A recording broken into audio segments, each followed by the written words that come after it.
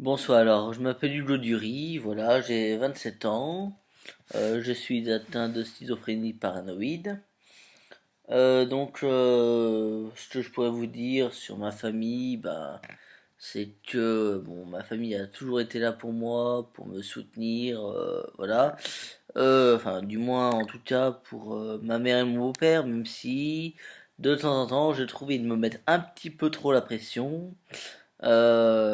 Parce que ils se rendent pas vraiment compte du niveau et degré de ma maladie et que du coup sur certaines choses qui me sont compliquées à faire, qui m'handicapent un peu dans la vie, ils pensent que j'ai une grosse part de je m'en foutiste et de je veux rien faire alors qu'en fait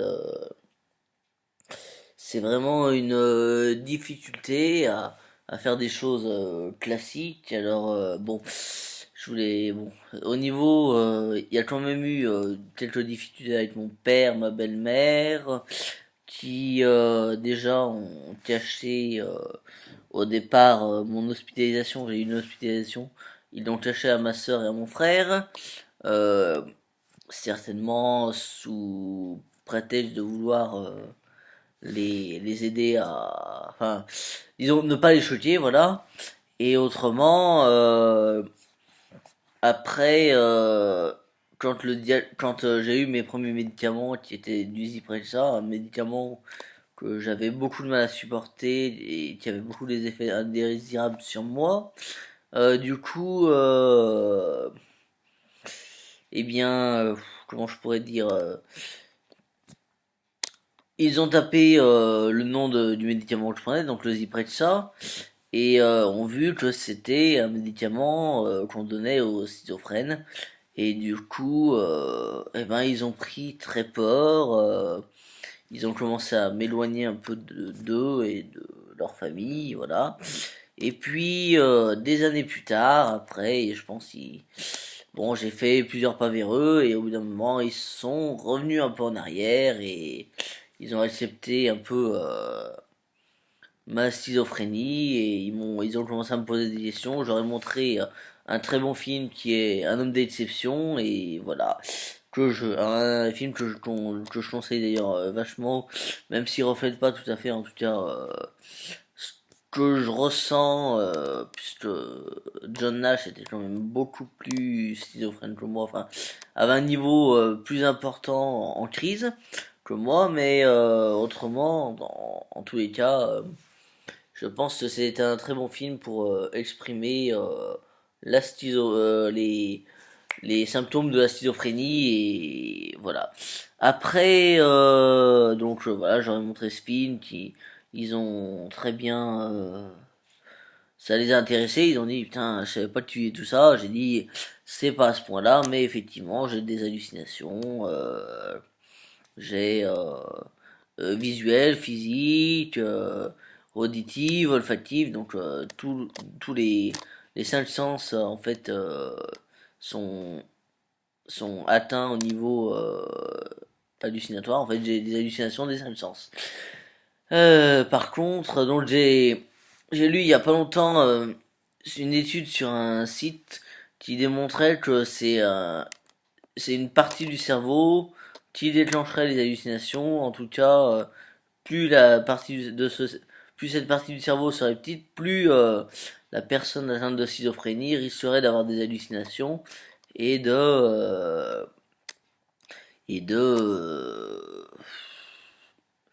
comment dire de d'avoir du mal à se rendre compte de ces hallucinations.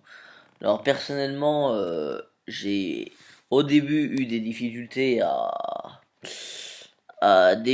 percevoir mes hallucinations, puisque en même temps que j'ai découvert ma schizophrénie, je suis en même temps entré dans une période un petit peu mystique, donc avec le spiritisme, toutes ces choses qui m'ont pas beaucoup aidé et donc voilà c'est du coup par exemple des fois j'avais des hallucinations mais je savais pas si c'était des esprits ou si c'était ma maladie qui me déclenchait des hallucinations. Surtout que au début on a diagnostiqué une psychose de l'enfance, c'est pas directement une schizophrénie, voilà. J'y reviendrai peut-être plus tard, je sais pas. Donc pour expliquer ma maladie à une personne qui me le demande, me demanderait, ben cette maladie c'est une maladie très variée puisqu'il y a plusieurs types de schizophrénie. Alors je vais plus m'attarder sur la mienne qui est la schizophrénie paranoïde.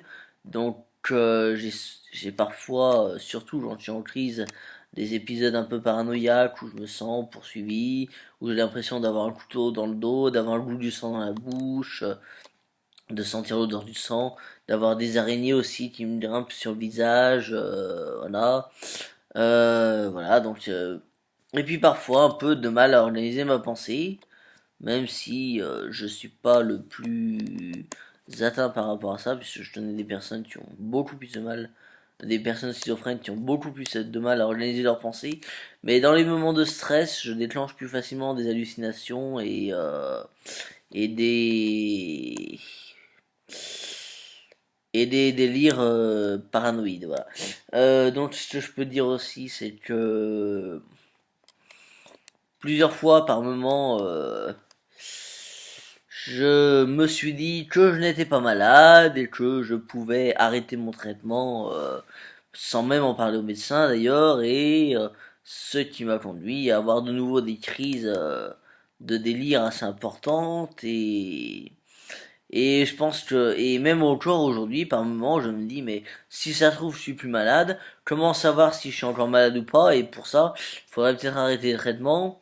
Mais ayant vu ce qu'a donné les derniers arrêts de traitement, pour l'instant, je ne m'y risque pas. Et si je devais m'y risquer, j'en parlerai avec ma psychiatre pour voir comment on fait. Mais bon, en général, on dit qu'on ne guérit pas de la schizophrénie. Je n'ai pas plus d'informations là-dessus, mais voilà. Autrement, qu'est-ce que je pourrais dire d'autre? Alors, les interactions sociales avec la famille et les amis. Alors, avec qui j'ai l'habitude de passer du temps et dans quelle mesure votre maladie affecte vos relations amicales et sociales? Alors, avec qui j'ai l'habitude de passer du temps? Bah, beaucoup avec mon coloc et mes amis. Je pense qu'au départ, j'étais moins bien quand je suis arrivé donc, dans mon appartement avec mon coloc. Et du coup, j'ai commencé à, comment pourrais-je dire, bah, j'étais pas très ouvert, j'allais pas trop vers lui, je sais pas trop. Et du coup, au début, il a dû se demander un peu qui j'étais. Il a dû dire, oh, il est un peu bizarre, il parle pas, il est pas, voilà. Et petit à petit, j'ai été mieux, j'ai été dans une meilleure période. Et du coup, j'ai commencé à me sentir beaucoup mieux et après à aller vers lui, à m'ouvrir à lui, à m'ouvrir à d'autres personnes d'une association, de l'association qui m'héberge, dont je reviendrai tout à l'heure dessus. Et voilà, du coup, j'ai pu recréer du lien social. Faut dire que j'ai toujours eu du mal, même avant d'avoir été déclaré malade, d'avoir du lien social. C'est très compliqué pour moi, mais bon, je travaille dessus petit à petit et ça progresse. Alors après, bon, bien sûr, j'ai des circonstances atténuantes, hein. J'ai eu des problèmes de harcèlement du fait de mon introspection. J'étais très introverti, très basé,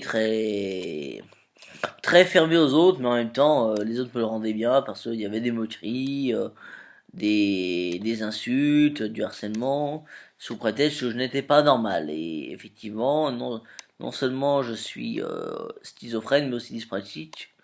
D'ailleurs, ma psychiatre a eu une relation, a fait une relation de cause à effet, puisqu'elle dit qu'effectivement, beaucoup de dyspraxiques sont schizophrènes ou de schizophrènes sont dyspraxiques. Alors, je sais pas exactement dans quel sens ça va, mais voilà.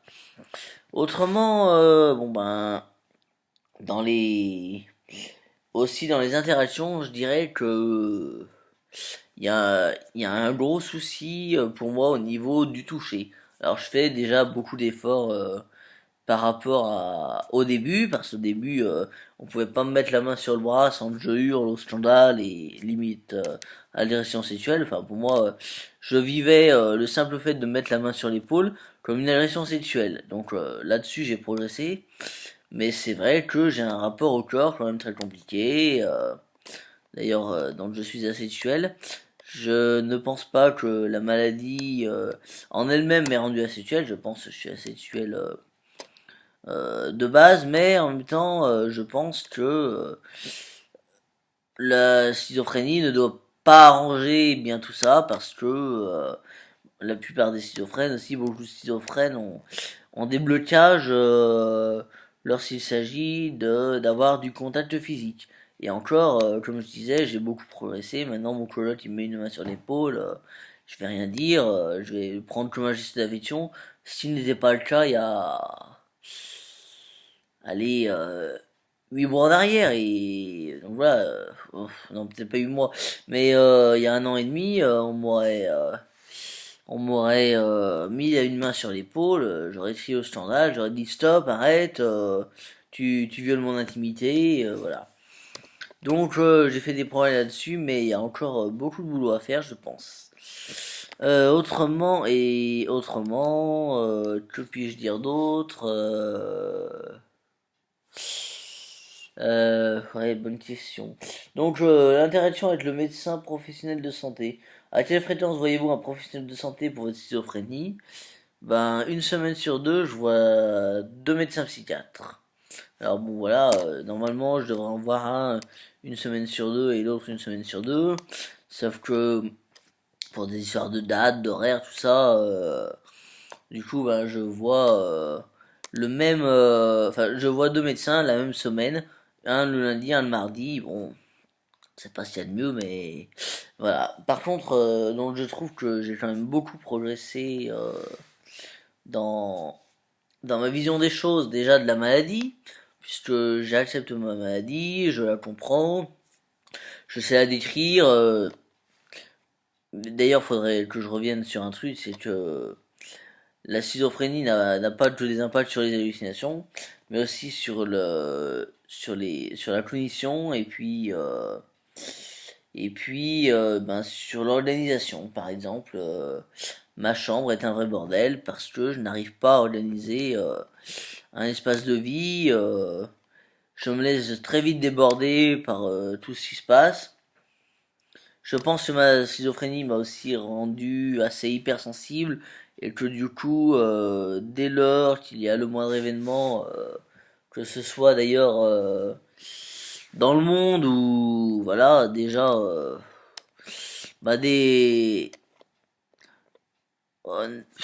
comment dire, dès qu'il y a des événements graves dans le monde, je suis touché, mais beaucoup plus que je pense un bon nombre de mes congénères et concitoyens français, voilà. Autrement, qu'est-ce que je pourrais dire d'autre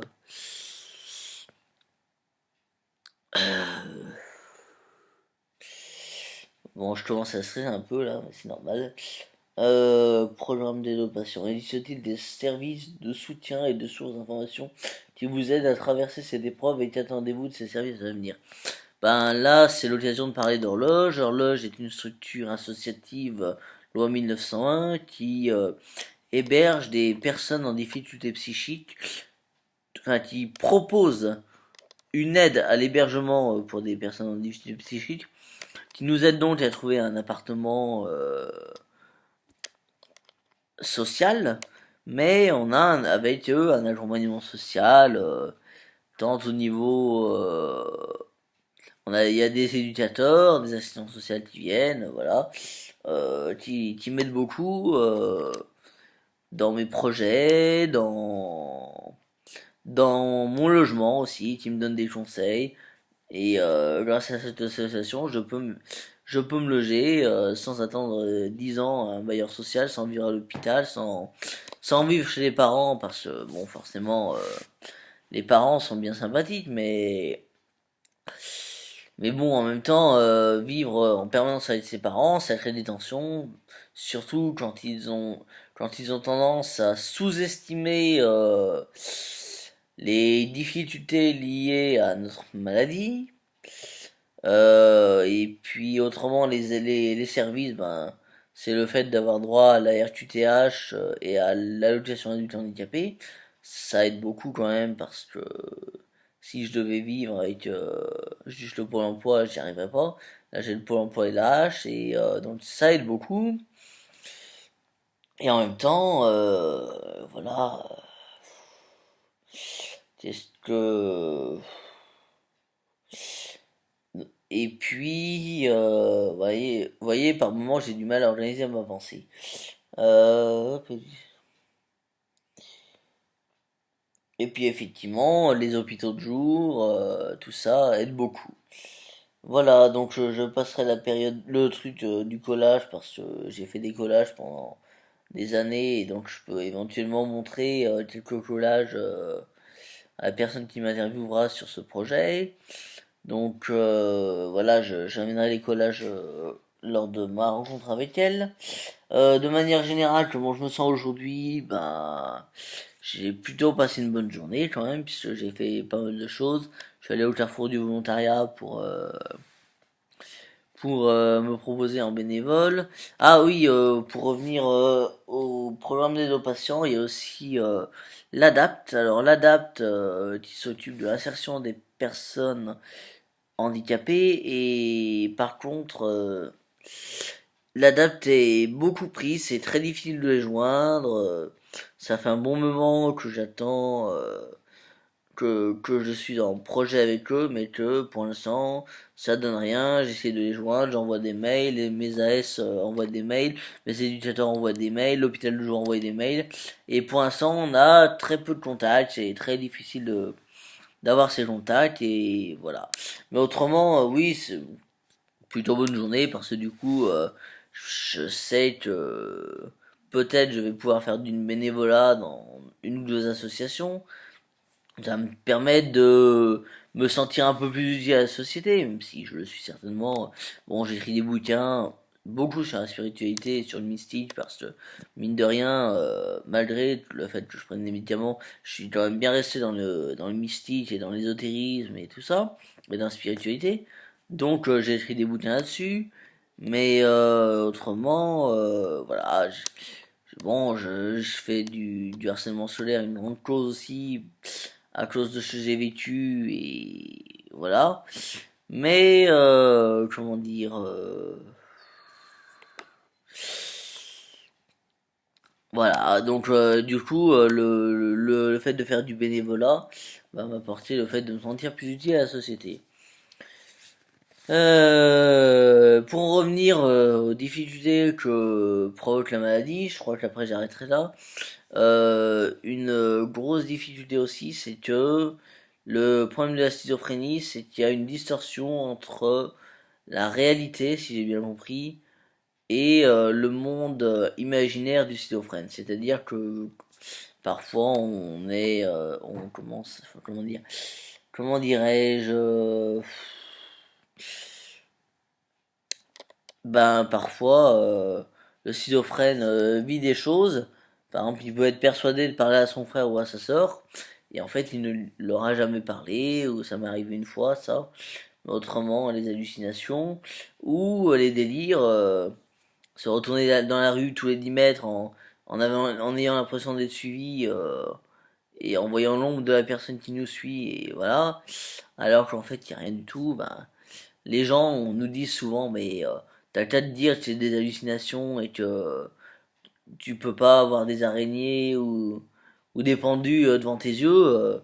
N'empêche que quand on les voit, on vit tellement de trucs que même si on sait qu'il peut pas y avoir de pendus en plein milieu de notre chambre, surtout si on n'avait pas avant de dormir, on a beau le savoir, on a du mal à se rendre compte que c'est des hallucinations. Surtout lorsqu'il s'agit d'hallucinations dites hypnagogiques, qui surviennent donc à l'endormissement, quand on a les yeux encore mi-ouverts, mi-clos, et que on commence à s'endormir, là c'est les plus terribles parce que celles-ci, malgré les cachets, elles continuent de persister, et Voilà. Bon, je m'arrêterai là pour ici. Voilà. Bon, les aspects positifs de cette journée, ben voilà, ce que je disais.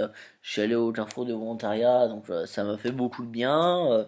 Les aspects négatifs, ben, je sais pas, j'étais un peu au ralenti, mais ça, les médicaments me mettent un peu au ralenti. J'ai du mal à décoller le matin, à me réveiller, à être en forme, et autrement, les aspects marquants, ben pareil, le carrefour du bénévolat. Et puis aussi que je suis allé, j'ai fait un atelier chocolat avec le groupe d'horloge, donc ça s'est très bien passé, et voilà. Bon, eh bien, je crois que j'ai terminé pour cette première vidéo, et à bientôt. Au revoir.